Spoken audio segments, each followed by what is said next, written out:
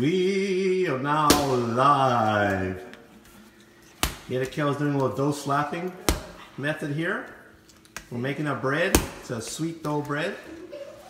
And hopefully I can maybe throw some cheese into it. And bacon. He's doing a good job. And bacon. If you look, the dough itself, very malleable. It leaves no mark, no residue on the counter. That thing is ready to go. Girl, can you come film it? I'm gonna take over. Man, this guy's doing a good job. Hey, somebody hired this guy. Go ahead, Hitty. All right. All right. Okay. All right. Thanks, boss. All right. I usually do this like 10, 15 minutes. Slap, pull back, stretch. Slap, pull back, stretch. Pull back, stretch. This is from Richard Bertinet, sweet dough recipe, but I kind of have a little twist on it. It has milk, it has eggs, has yeast, has flour in it. And if you notice, this dough doesn't stick at all. Look at that. We've been doing this 10 minutes.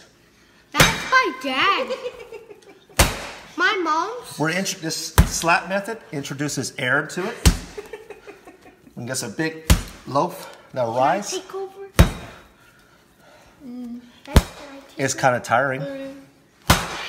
So what you do is just bring it a little bit closer, pull it, slap, pull, bend, turn, slap, pull, bend, turn, slap, pull, bend. There you go. Like that. Pull, bend. Tell me, gotcha.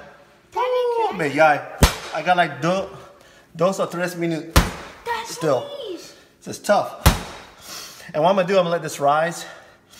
I'm gonna let it rise in the oven. No heat. I'm gonna let it rise. I'm gonna let it rise for you can let it rise an hour. But me, I'm gonna go like 2-3 hours. So in the night, I'm gonna take it out again, put it here, fold it, shape it, and then let it rise again. So come in the morning, hopefully 5 or 6, if I do wake up around that time, turn the oven on, and this thing will be ready to bake. So nice little breakfast. Yeast is so important. Milk, cleanliness. So I'm gonna let my man hit it, Kel. Slap it a few more times. This is already good to go. The mixture, the liquid, and the flour, the yeast in here is just perfect. That it leaves no residue, as you can see. Sometimes it may be too wet. Add a little bit more flour. But this one doesn't need it at all. Just came out perfect. I can't believe it. All right, Mr. Hiddekel, you take over, boss. Eric said, what is the benefit of slapping it like that? Introduces more air into it. Slapping it like so introduces more air into it.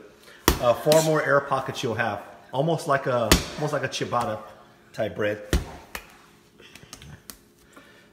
But as opposed to ciabatta, this one's gonna kind of rise pretty high too. It'll be it can rise like 5 or 6 inches. So you can make a nice baguette out of it. Oh yeah. Now Hiddekel's just slapping it, right? But you're supposed to slap, pull to you, stretch it a little bit, twist it or fold it, and then pick it up, slap it again. Nice little technique going on.